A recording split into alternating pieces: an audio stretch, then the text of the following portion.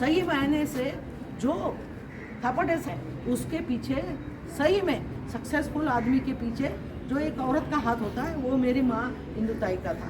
मुझे आज के दिन में बस यही बोलना है कि मेरी बहनों सब ने ध्यान में रखना है कि जो समाज का बेड़ा उठाया है उस बेड़े को आगे लेके जाने के लिए ऐसे पर्वों पे और भी वो अग्नि हमने लेनी है और अपने को प्रज्वलित करते हुए उनको सम्मान देना है। तो इस धारा को और आगे बढ़ाने में हम कामयाब होंगे इसी आशा के साथ। जय भीम, जय मुन्नी।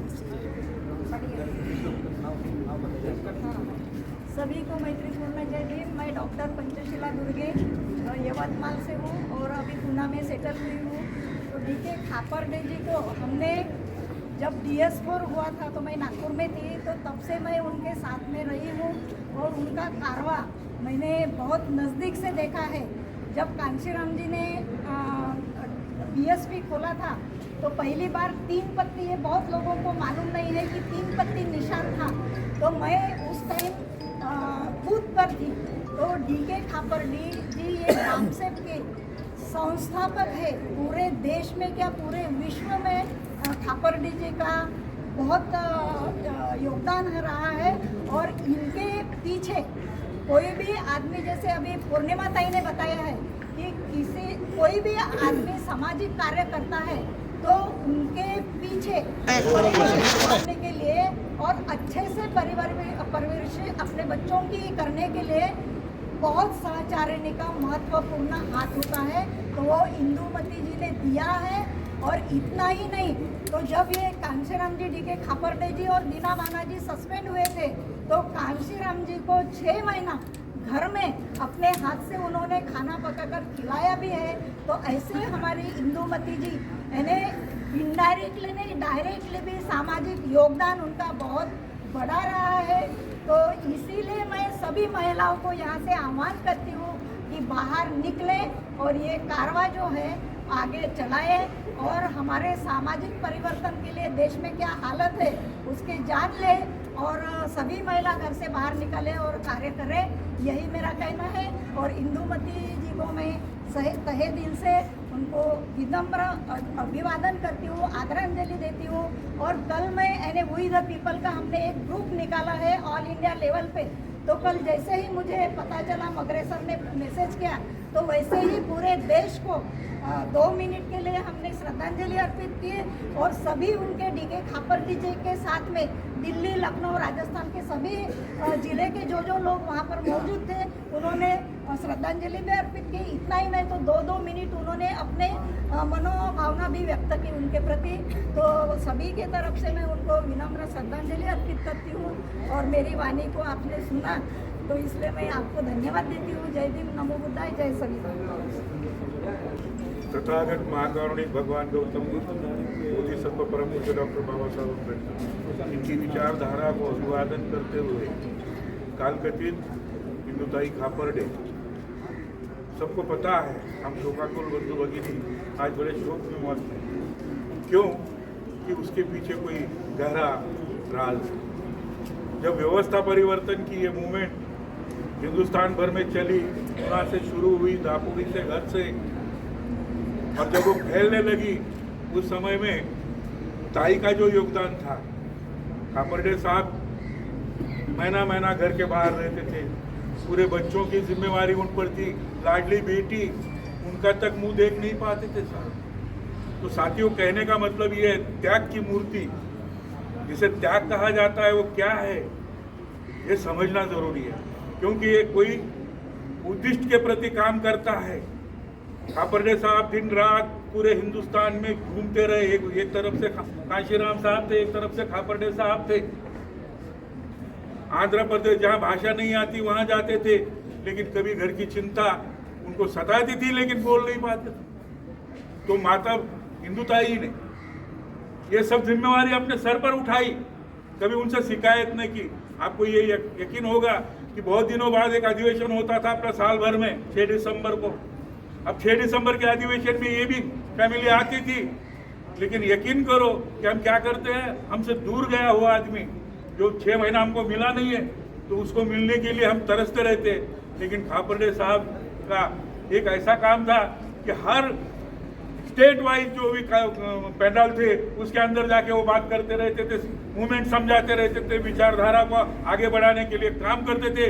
तो उस अधिवेशन में फैमिली रहने के बाद भी फैमिली का मुंह नहीं देखा। तो ऐसे त्याग मूर्ति का आज हम में से जाना, जिस त्याग मूर्ति के बलबूते पर हमने पूरे समूचे हिंदुस्तान में हमने एक बामसेब नाम का संगठन फैलाया और उसकी बदौलत आज हम एक अलग स्टेटस पर है कि आज समाज में जो हो रहा है, परिवर्तन दिख रहा है, व्यवस्था परिवर्तन की जो बात हम कर रहे थे उसके आसार हमारे नजर में आ रहे, तो उसके पीछे प्रेरणा है हिंदुताई। तो साथियों, आज बहुत न बोलते हुए यहाँ पर समय भी बहुत हो गया है। आप सबने, आप शोकाकुल बंधु भक्ति से इतना ही कहूँगा कि बस उनका एक त्याग ध्यान में रखिए और अपने घर में से कोई समाज परिवर्तन के लिए निकलता है, बच्चा या बूढ़ा कोई भी निकलता है, तो आज उसकी जरूरत है कि व्यवस्था परिवर्तन के इस चक्कर को पूरा करना है, क्योंकि हमने ब्राह्मणवाद से बहुत कुछ हमने बर्बादी हो गई है हमारी, हम परेशान हैं। उसको खत्म करने का जो व्यवस्था परिवर्तन का हमारा इरादा है, कापड़े साहब का इरादा था, हिंदुताई का इरादा था, काशीराम साहब का था, इसको आगे बढ़ाने के लिए आज वामन मेश्राम भी काम कर रहे हैं। तो आप सब साथियों से एक विनती है कि किसी भी माता भगिनी ने ऐसा रोक टोक मत करो, उसके विचारों को बढ़ने दो और इस देश में हमको व्यवस्था परिवर्तन लाके हमारा शासन कायम करना है, इसके ऊपर ध्यान देंगे। ऐसा कहते हुए इस माता को भावपूर्ण आदरांजलि समर्पित करता हूँ, यहीं पर रुकता हूँ। धन्यवाद। बंधू आणि भगिनींनो, मित्र हो, मी औरंगाबादहून आलेलो आहे। माझं नाव दुष्यंत पाटील आहे। आपल्याला माहीत आहे की रमाबाई आंबेडकरांनी जशा प्रकारे सूर्यासोबत संसार केलेला आहे असं आपण नियमित म्हणतो, तशा प्रकारे हिंदुताईंनी खापडे साहेबांसोबत जो संसार केलेला आहे, मला तुलना करायची नाही आहे, परंतु मला असं वाटते की मी जे काय ऐकलेलं आहे खापडे साहेब संबंधाने, की जेव्हा संघटनेवर चळवळीवर जेव्हा संकट होतं तेव्हा त्यांनी एक घोषणा केली होती की माझ्या घरातले शेवटचं भांडं जर मला विकावं लागलं तरी मी शेवटचं भांडं विकेन, परंतु ह्या चळवळीला थांबू देणार नाही। आणि बामसेब ज्या उद्देशासाठी या देशामध्ये आपण निर्माण केली होती, स्थापन केली होती, ती बामसेब थांबली नाही पाहिजे। म्हणून जे लोक माझ्यासोबत येतील आणि जे लोक माझ्यासोबत येणार नाहीत, जे येतील त्यांना सोबत घेऊन मी हा कारवा जो आहे या देशामध्ये प्राणपणाने घेऊन जाईन, ही जी घोषणा त्यांनी केली होती, त्या घोषणेला प्रतिसाद म्हणून हिंदुताईंनी त्या काळापासून किंवा आधीपासून तर आतापर्यंत, म्हणजे खापडे साहेब गेल्यानंतरही त्या अनेक वेळा आपला विचार मांडण्यासाठी बामसेबच्या मंचावर अनेक वेळा आलेले आहेत। आणि म्हणून आज जे काही स्थिती आपल्या पुढे दिसते, आज त्यांचा अंत झालेला आहे आणि दोघेही जोडपं जे आहे आपल्यातून निघून गेलेले आहे। आज आपल्याला आदर्श काय घ्यायचा आहे यांच्याकडून, तर खापडे साहेबांकडून जो आदर्श आहे आपल्याला, की या देशामध्ये एक संघटक कसा असू शकतो, एक संघटक, एक ऑर्गनायझर कसा असू शकतो, एक नेता कसा असू शकतो, त्यात त्याग समर्पण कसं असू शकतो। वेळ पडली तर संघटनेसाठी लीडरशिप सोडून मागे येणे, लोकांना पुढे करणे, हा आदर्शवाद खापडे साहेबांकडून आपल्याकडे येतो।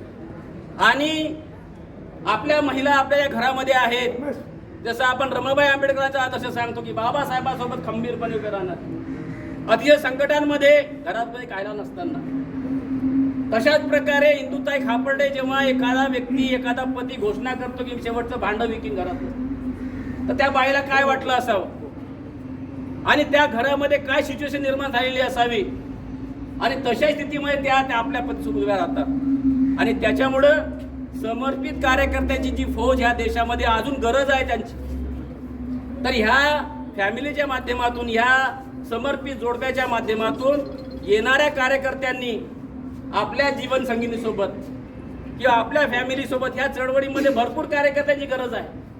आणि येणाऱ्या काळामध्ये संकट आपल्या पुढे आज दिसतात, तर बामसेब संघटना ही कोणत्या हाती थांबली नाही पाहिजे आणि आपल्या जनरेशनपर्यंत ती गेली पाहिजे, पुढच्या जनरेशनपर्यंत, कारण हा लढा मोठा आहे। आणि त्याच्यामुळं आपल्याला हे आंदोलन, ही चळवळ लोकशाही पद्धतीने कशी पुढे नेता येईल, जेणेकरून जनरेशन टू जनरेशन पुढे जाईल। मला असं वाटतं या ठिकाणी ताईंच्या मृत्यूसमयी अशी आपण शपथ घेऊया, कमिटमेंट करूया की बामसेफ चळवळ जर आपल्याला खरं वाटतं की या देशामध्ये खापर्डे साहेबांनी बाबासाहेब आंबेडकर गेल्यानंतर खरा विचार आंबेडकरांचा, फुल्यांचा, शाहूंचा आणि तमाम आपल्या महापुरुषांच्या संतांचा विचार पेरण्यासाठी त्यांनी जीव आपला ओतला असेल या भारतामध्ये, तर मला असं वाटते तशी कमिटमेंट आपल्या उराशी बाळगून आपण या ठिकाणी जमलेले तमाम कार्यकर्त्यांनी आणि हा जो कार्यक्रम ऑनलाईन कडून सुरू असेल तर ऐकणाऱ्या सगळ्या कार्यकर्त्यांना माझी विनंती है, सुनने वाले सभी साथियों से मेरा निवेदन है कि खापर्डे साहब और इंदुताई मैडम का इनका समर्पित भावनाओं के साथ आदर्शवाद लेकर इस देश में नए कार्यकर्ता निर्माण होने की दिशा में हम लोग आगे बढ़ेंगे और बामसेफ कभी भी खत्म नहीं होनी चाहिए, इसका प्रण लेते हुए एक लोकतांत्रिक तरीके से इसको हम आंदोलन को आगे बढ़ाएंगे। ऐसा कुछ यहाँ पर मैं प्रण लेता हूँ और मेरे जीवन के अंत तक मैं इस आंदोलन के साथ जुड़ा रहूंगा, ऐसी शपथ करता हूँ। धन्यवाद। जय भीम, जय मूल निवासी, जय भारत, जय संविधान।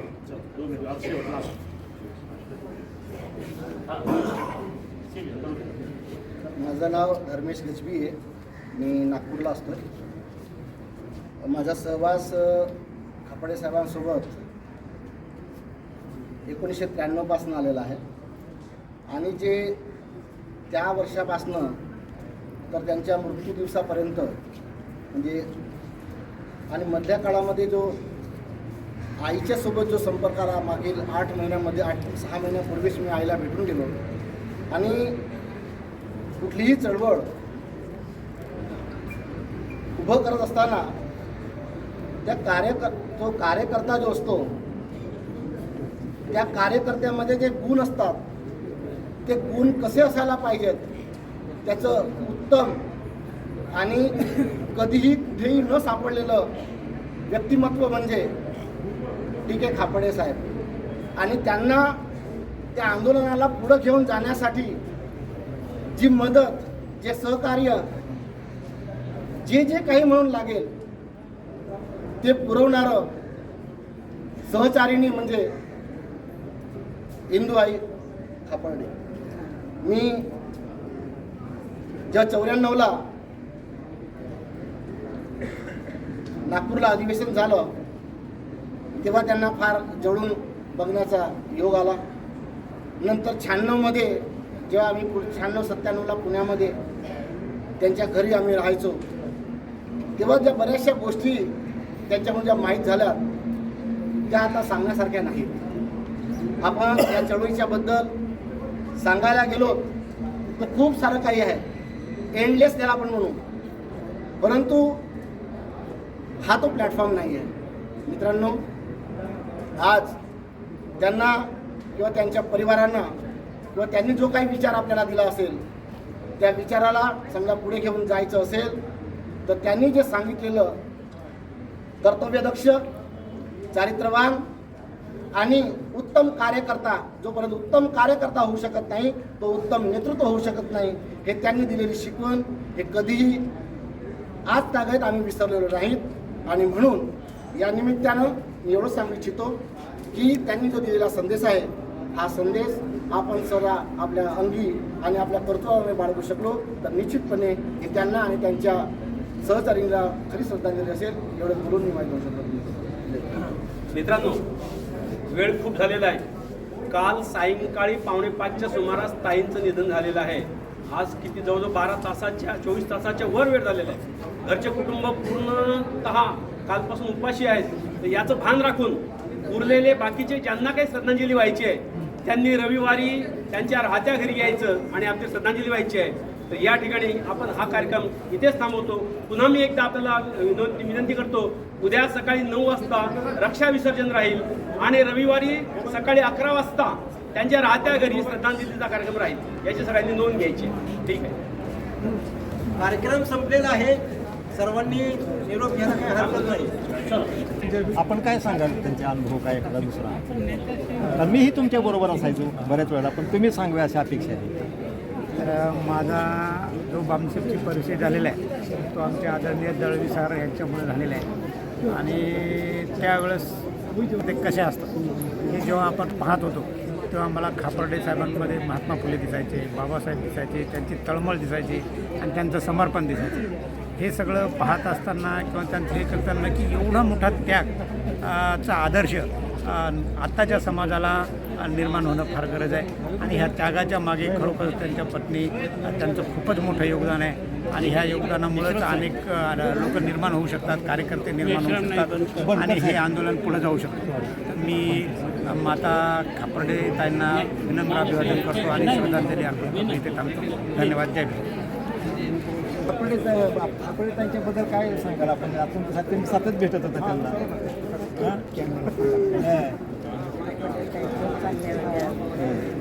सतत आमच्या घरी राहायच्या, येत होत्या. आनंदाचा दिवस होता. मला एवढं काय बोलायचं. तर या आहेत कांबळेताई. हीच जे आहे कांबळे यांच्या सौ, त्यांचं सुद्धा फार मोठं योगदान या पुण्यामध्ये राहायच्या 15 दिवसाला, 8 आणि मला कांबळेताईंशी जवळ संपर्क आला असेल आपला. मी खूप ज्युनियर कार्यकर्ता आहे, परंतु पण ज्युनियर असताना सुद्धा आपल्या काय अडचणी असते त्यांच्या बाबतीत जे काही मी सोशल मीडियावरती, यूट्यूबवरती जे काही व्हिडिओ बघितले, त्यांची भाषणाची जी शैली होती, भाषणातनं ते जे प्रबोधन करायचे, प्रबोधनाच्या माध्यमातून जो तरुण वर्गांसाठी एवढ्या वयस्कर वयामध्ये देखील पण त्यांच्या आवाजामध्ये जी ऊर्जा होती ती आजच्या तरुण पोरांमध्ये पण बघायला मिळत नाही. असे त्यांचे शब्द असायचे. म्हणजे खापर्डे ताईंच्या संदर्भात बोलतो मी खापर्डे सरांच्या संदर्भात आहे. आणि त्याच्यानंतर मी खूप ज्युनियर आहे. तुमची ओळख सांगा. माझी ओळख 1 जानेवारी 1818च्या दंगलीनंतरनं मी त्या दंगलीमध्ये बांबू धारदार हत्यारं घेऊन आम्ही रस्त्यावरती उतरलो होतो. तर त्यावेळेस बामसेपचे जे महाराष्ट्राचे जी भारत मुक्ती मोर्चाची जी टीम आहे त्याचे जे कार्यकारी प्रदेश अध्यक्ष आत्ताचे सचिनजी बनसोडे यांच्याशी माझा त्यावेळेस असा टकराव झाला. त्या भागामध्ये टकराव झाल्यानंतरनं त्यांनी बघितलं की हा डॅशिंग आहे आणि ह्याच्यासोबत टीम पण खूप मोठी आहे आणि माझ्याबरोबर भरपूर कार्यकर्ते. मी भावनिक कार्यकर्ता होतो त्यावेळेस. 2018मध्ये माझा संपर्क झाला बामसेपशी. तो कसा आला मी तो सांगतो. तर त्यावेळेस टकराव झाला. टकराव झाल्यानंतर आमचा जो मोर्चा आहे तो म्हणजे आम्ही जे पोरं जे निघलो होतो 70-80 जण जे निघलो होतो त्यावेळेस आमच्या डोक्यात तो मोर्चा तेव्हा काय कुठून निघाला होता? त्यावेळेस पर्वतीच्या भागातून आम्ही निघालो होतो आणि आम्ही दर्शन. तुम्ही पर्वती भागात राहायला आहे सध्या? पर्वती भागात. तुमची ओळख सांगा. म्हणजे माझं नाव रोहित शिंगे आहे. मी पर्वती विधानसभेचा आत्ता भारत मुक्ती मोर्चाचा पर्वती विधानसभा अध्यक्ष आहे. त्याच्या आधी मी एक भीम क्रांती तरुण मित्र मंडळाचा अध्यक्ष होतो. आणि एक भावनिकतेने त्यावेळेस मी भीमा कोरेगावला 2य शताब्दी वर्ष होतं त्यावेळेस मी मानवंदना देण्यासाठी 500 शूरवीरांना त्यावेळेस तिकडे गेलो असता त्यावेळेस दंगल घडली. दंगल घडल्यानंतर 3ऱ्या दिवशी संपूर्ण मीडियावर त्यावेळेस असं सांगण्यात आलं की 3 तारखेला पूर्ण भारत बंद राहील त्या दंगलीच्या ह्याच्यामुळे. तर त्यावेळेस आम्ही भावनिक होतो. आमच्याकडे कुठले विचार नव्हते, काय नव्हते. आमच्या भागात भरपूर बुद्ध विहार असताना देखील आमच्याकडे कुठले विचार नव्हते. त्यावेळेस मग आम्ही तिथे गेलो. तिथं गेल्यानंतरनं आम्ही टी व्हीवरती ऐकल्यानंतर आम्ही रस्त्यावरती बाहेर निघलो, भावनिकतेने बाहेर निघलो. आमच्या डोक्यात विचार वेगळे होते. परंतु ज्यावेळेस बामसेपच्या कार्यकर्त्यांसोबत आमची ज्यावेळेस टकराव झाला त्यावेळेस त्यांनी आम्हाला समजून सांगितलं. जे काही सिनियर कार्यकर्ते आपल्या बामसेपचे होते, बामसेपच्या ऑफिस विंगचे होते, त्यांच्याकडनं जे काही मला माझा निंदुताईंचा कधी सहवास नाही झाला परंतु त्यांच्याकडनं जी काही मी माहिती ऐकली ती अक्षरशः खूप क्रांतिकारी माहिती आहे. मी घरात गेल्यानंतरनं आता माझं तर काही लग्न झालेलं नाही पण माझं लग्न झाल्यानंतरनं पण मी असं माझ्या आईला किंवा लग्न झाल्यानंतर मी माझ्या पत्नीला माझ्या येणाऱ्या मुलींना हिंदुताईसारखं बना असं मी सांगण्याचा प्रयत्न करेल आणि निश्चितपणे ते तसे बनतील अशी मी आशा ठेवतो. या ठिकाणी 1 मिनटं आपल्याला सर्वांना वाटेल की बाबा मी ह्यांना का इथं निवडलं. मी ह्यांना एका लग्नामध्ये पाहिलं आणि त्या ठिकाणी ते बामसेपचे कार्यकर्ते म्हणून प्रसिद्ध. त्यांना हे माहीत नाही. तुम्हाला ह्यांना माहीत नाही की मी पाहिलेलं आहे तुम्हाला अगोदर. नाही तुम्ही कार्यकर्ते चांगले आहात आणि म्हणून मी तुम्हाला खरं बोलवलेलं आहे. तर ठीक आहे, चांगली गोष्ट आहे. आणि आपण जो संदेश दिलेला आहे तो खूपच मार्मिक आहे आणि निश्चितच बामसेपचे कार्यकर्ते यापुढे अशाच प्रकारे चळवळ खापर्डे साहेबांच्या पुढे नेतील. मी अरुण दशरथ दळवी. तर ताई 1 मिनिट. अरुण सरांनी या ठिकाणी माझ्याकडनं जे काही 2 शब्द बोलून घेतले, माझ्या मनातले जे काही ज्या काही भावना त्या तुम्ही ऐकल्या यासाठी अरुण देकर सरांचा मी खूप खूप धन्यवाद आहे. जय भीम, जय मुन्ना. नंतर तुम्हाला जास्त संधी देईल. आपल्याकडं या ठिकाणी इंदुताईंच्या संदर्भामध्ये काय थोडक्यात ज्यांचा संपर्क आलेला आहे अशा आमच्या ताई, आपण ओळख सांगा आणि आपली थोडक्यात त्यांच्याबद्दल काय आठवणी असतील त्या सांगायला प्रयत्न करा.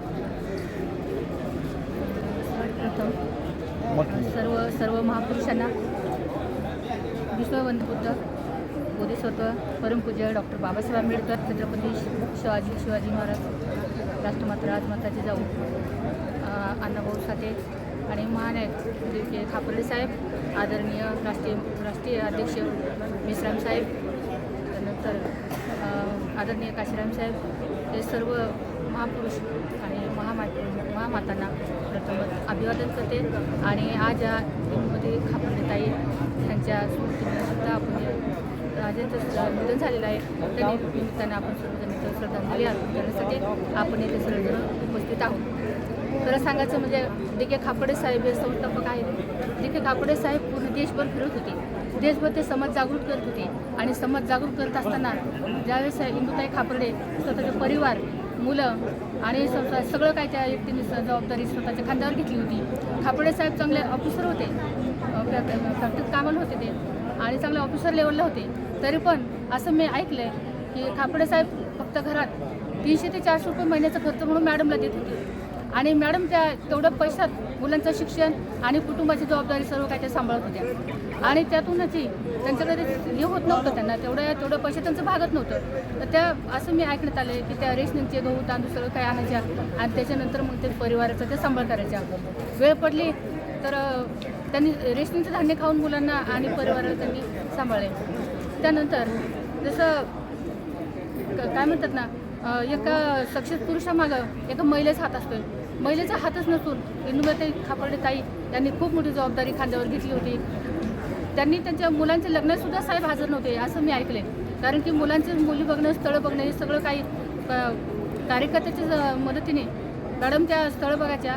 आणि मुलांची त्यांनी लग्न पण त्यांनी स्वतः केले. साहेब स्वतःच्या मुलांचे लग्नसुद्धा केले नाही, कारण की त्यांनी समाजासाठी पूर्ण त्यांनी वाहून घेतले. समाजाचे कुठल्याही कानोकोपऱ्यात असायचे ते, तरी पण सगळं भार या मॅडम सगळं स्वतःवर त्यांनी घेतलेला. आणि परिवाराचे खूप चांगले त्यांनी संस्कार दिलेत. खूप चांगल्या पद्धतीने परिवाराला त्यांनी सांभाळलं. आणि एवढं करून त्या जिथे काही कार्यक्रम असतील, तळेगाव पुण्यात असतील, पिंपरी चिंचवड असतील, तर कार्यक्रम स्वतः पण यायच्या. आल्यानंतर एखाद्या वाघिणीसारख्या त्या या ज्या व्यवस्थेवर असतात त्या तुटून पडायच्या आणि खूप चांगल्या पद्धतीने समाजाला त्या मार्गदर्शन पण करायच्या. माझ्या पंडागाळे परिवारातर्फे राष्ट्रीय मूलनिवासी महिला संघ, बुद्धिस्ट इंटरनॅशनल पुणे जिल्हा, बामचे भारत मुक्ती मोर्चा या सर्व संघटनेच्या वतीनं मी ताईंना भावपूर्ण आदरांजली वाहते. आता हे आपल्या आरतीताई आणि आपल्याला सांगितलेलंच आहे की इंदुताईंनी कशा प्रकारे संसार केलेला आहे. आणि खापर्डे साहेबांचा त्यांचा संसार म्हणजे बामसेफ संघटना हा त्यांचा संसार होता. पाहूया आपण आणखीन असे जुने जाणते कार्यकर्ते की ज्यांना काय जास्तीत जास्त सहभाग झालेला आहे इंदुताईंचा. त्यांच्या इंदुताईंच्या सहभागी लोकांच्या संदर्भात आपण या ठिकाणी भेटी घेत आहोत. पाहूया आपण आणखी सर आहेत, त्यांचा या चळवळीशी, त्यांच्या या खापर्डे घराण्याशी खूप जवळचा संपर्क आहे. मला निश्चितच मी त्यांना विनंती करेन की प्राध्यापक आपण ही इंदुताईंच्या संदर्भामध्ये 2 शब्द सांगाल अशी अपेक्षा आहे. आदरणीय डी.के. खापर्डे साहेबांच्या सुवेद्य पत्नी त्यागमूर्ती माता इंदुताई खापर्डे मॅडम, आम्ही मागच्या 2 महिन्यापासून आईंची सेवा करण्यासाठी सातत्याने हॉस्पिटलमध्ये येत होतो. सुरुवातीच्या काळामध्ये आईची तब्येत एकदम सिरियस झाली, परंतु आईचा विल पॉवर इतका जबरदस्त होता. मी जेव्हा भेटायला गेलो, माझ्या हातात हात देऊन आईनं सांगितलं मला काहीही होणार नाही. हे जे विल पॉवर आईचा होता, तो विल पॉवर पाहून आम्हाला सुद्धा प्रचंड ताकद आली. आणि आपल्याला सांगायला मला अभिमान वाटतो की 1 महिना निरंतर ICUमध्ये राहिल्यानंतर एक मिरॅकल म्हणावं, 5 वेळा आईचं हार्ट बंद झालेलं असताना सुद्धा आई रिकवर झाली. ICUमधनं जनरल वॉर्डमध्ये आली आणि 3 ते 4 दिवसामध्येच आईला डिस्चार्ज होणार असं डॉक्टरांनी सांगितलं. आणि अचानक आईची तब्येत बिघडली आणि दुर्दैवाने परत पुन्हा ICUमध्ये नेल्यामुळे 4 ते 5 दिवसामध्ये आई एकदम सिरियस झाल्या. आम्हाला ब्लड सांगितलं. ताबडतोब आम्ही कार्यकर्त्यांना मेसेज पाठवला. आम्हाला 1 ते 2 बॉटल ब्लड पाहिजे होतं, परंतु जवळपास 25 ते 30 बॉटल कार्यकर्त्यांनी ब्लड ते इथं दिलं. आम्हाला कुठलीच अडचण भासली नाही. आणि परवाला मी जेव्हा आईला भेटायला आलो आणि आई आई आई असा आवाज दिल्यानंतरसुद्धा आई मला बोलू शकल्या नाही. फक्त डोळ्याचं पातन जराशी बाजूला केलं. ती जी वेदना झाली मला, ती वेदना खऱ्या अर्थानं माझ्या आईच्या ज्या वेदना होत्या त्या आईच्या वेदना माझ्या मनाला झाल्या. आणि मला परवालाच असं वाटलं की आई आता त्याच्यातून रिकवर होईल असं मला वाटत नाही. अजयला बोललो मी, आईची प्रचंड अवस्था ही सिरियस झालेली आहे. आणि लगेच काल मला निरोप आला की आई गेली. आईने मला कधीही प्रत्येक गोष्ट आई मला सांगायच्या. कुटुंबातला कुठला काही प्रश्न असेल तेही सांगायच्या. मनातली कुठलीही भावना निर्माण झाली तर आई मला सांगायच्या. मला आईने एक 3ऱ्या मुलासारखं समजलं आणि तो आशीर्वाद कायम माझ्या पाठीशी आईचा राहिला. निश्चितपणे आईची एक खूप प्रचंड मोठी इच्छा होती की अजयची जी मुलगी आहे, अजयची मुलगी सिमरन ही विदेशामध्ये गेली पाहिजे. आणि मला सातत्यानं माझी मुलगी जेव्हा लंडनला गेली त्यानंतर तेव्हापासून आईने मला सातत्यानं 3 ते 4 वेळा फोन करून सांगितलं की सिमरनची आणि स्नेहलची भेट घालून दे. माझ्या मुलीसुद्धा आईला स्वतःच्या आजीसारखं समजायच्या. आम्ही जेव्हा मालदा टाऊनला गेलो होतो, आई पूर्ण प्रवासामध्ये माझ्यासोबत होत्या. एवढंच नव्हे, आम्ही जेव्हा वेगवेगळ्या क्षेत्रामध्ये जेव्हा कार्यक्रम घेतले, वेगवेगळ्या ठिकाणी कार्यक्रम घेतले, त्या प्रत्येक कार्यक्रमाला आई माझ्यासोबत यायच्या आणि अगदी माझ्या शेजारी बसायच्या. आम्ही रात्र जरी गाडी चालवली ती आईने कधीही डोळासुद्धा लावला नाही. इतक्या सजग आई होत्या. आणि कायम शेवटपर्यंत आईने आम्हाला सर्वांना एक मुलासारखं समजलं आणि शाबासकीची थाप आमच्या पाठीशी राहिली. निश्चितपणे जे आई कायम आम्हाला बोलायच्या की ज्या पद्धतीनं खापर्डे साहेबांनी एक चारित्र्यसंपन्न संघटन निर्माण केलं होतं, ते चारित्र्यसंपन्न संघटन जोपर्यंत निर्माण होत नाही तोपर्यंत खऱ्या अर्थानं बामसेफ ह्या चळवळीला एक उंची गाठता येणार नाही. आणि म्हणून खऱ्या अर्थानं जर आईला आदरांजली व्हायची असेल तर आम्हाला पुन्हा एकदा खापर्डे साहेबांच्या स्वप्नातलं, माता इंदुताई खापर्डे आईंच्या स्वप्नातलं एक चारित्र्यसंपन्न संघटन आम्हाला निर्माण करावं लागेल. तीच खऱ्या अर्थानं आदरणीय इंदुताई खापर्डे मॅडम यांना आदरांजली ठरेल. मी बोधिसत्व सहकारी रुग्णालयाचा एक संचालक या नात्याने अर्थात महिला नागरी सहकारी पतसंस्था या माध्यमातून आणि नॅशनलिस्ट नेटिव्ह फेडरेशन या सर्व सहकाऱ्यांच्या वतीने आदरणीय इंदुमती खापर्डे मॅडम यांना विनम्र अभिवादन करतो आणि थांबतो. आपण पाहिलंच की आता प्राध्यापक मगरे सर की त्यांचाही रात्र आणि दिवस या बामसेफ चळवळीसाठी योगदान राहिलेलं आहे, राहत आहे आणि होणारी आहे. त्याचबरोबर बोधिसत्व रुग्णालय याचे हे ते फाउंडर मेंबर आहेत, संस्थापक आहेत.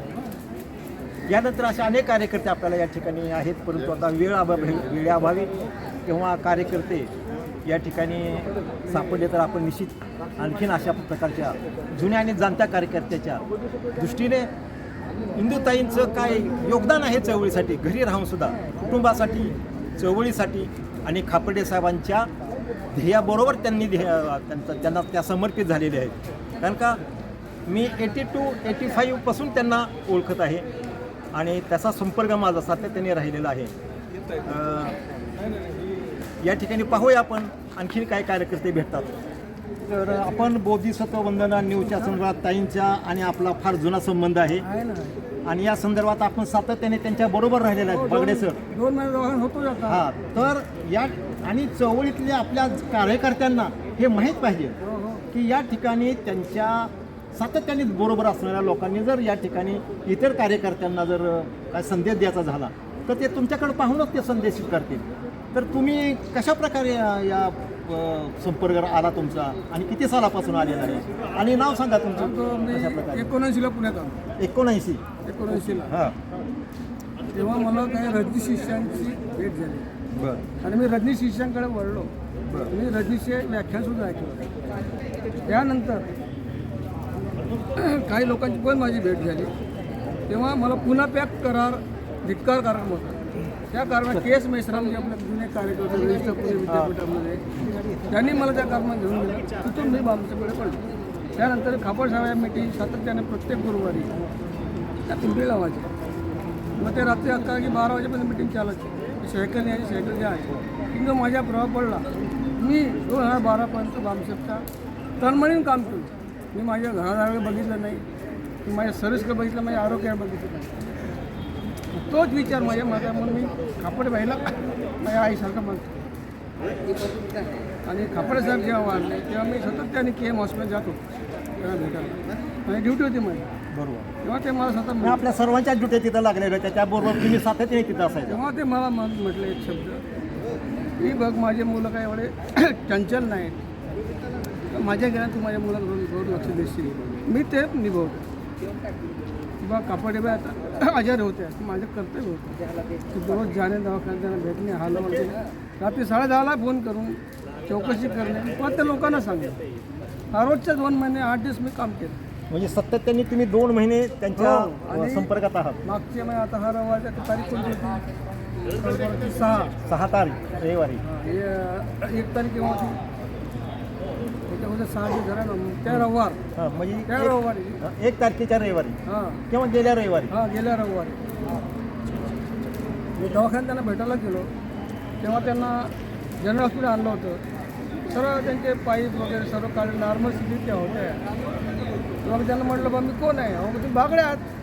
म्हणजे अगदी गेल्या आठवड्यापर्यंत त्या ओळखत होत्या. आम्ही बोललो फर्स्ट क्लासपैकी. चांगला विचार मी झाल्यानंतर मी खाली आलो. 2 दिवस चांगलीच तब्येत होती. नंतर ते क्रिटिकल होत गेली.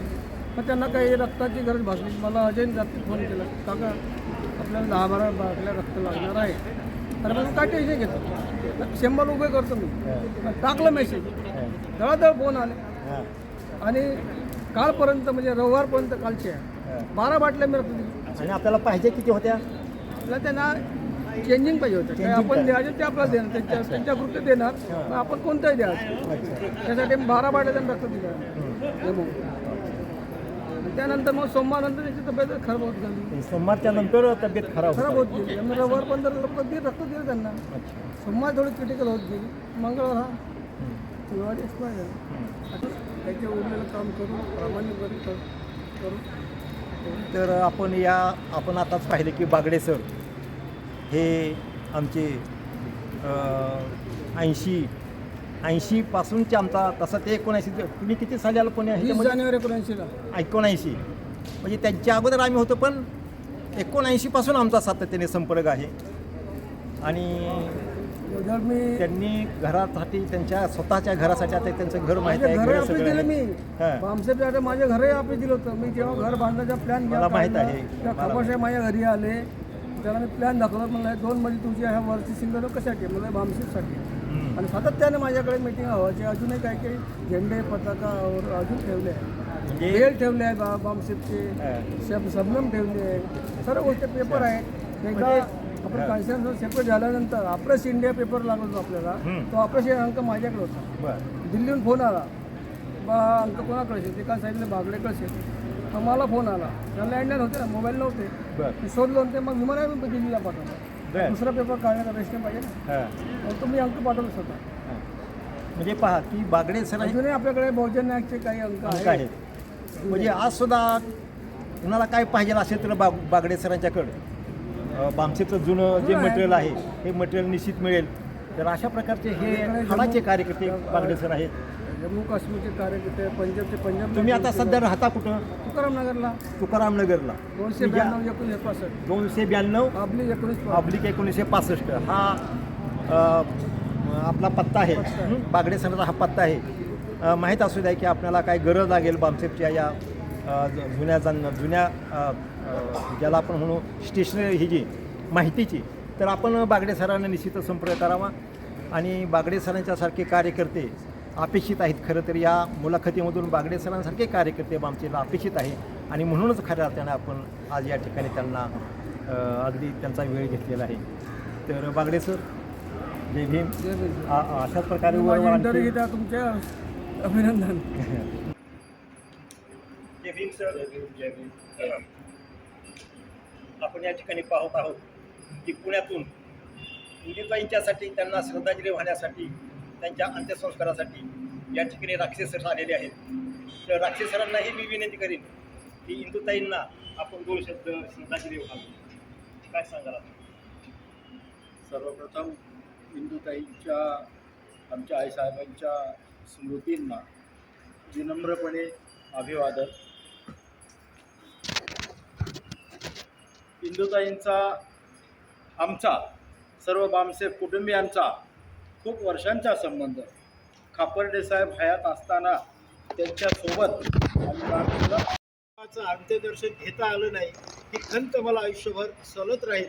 परंतु त्यांचा अंत्यविधी ज्या ठिकाणी झाला मी तिथे त्यांचं दर्शन घेतलं आणि मी त्यांना माझ्या राक्ष कुटुंबियांच्या वतीने माझ्या सर्व संबंधित संस्था संघटनांच्या वतीने त्यांना विनम्र भावे आदरांजली व्यक्त करतो आणि त्या कुटुंबियांच्या दुःखात मी राक्षे परिवारासह सहभागी आहे असं मी या ठिकाणी सांगतो.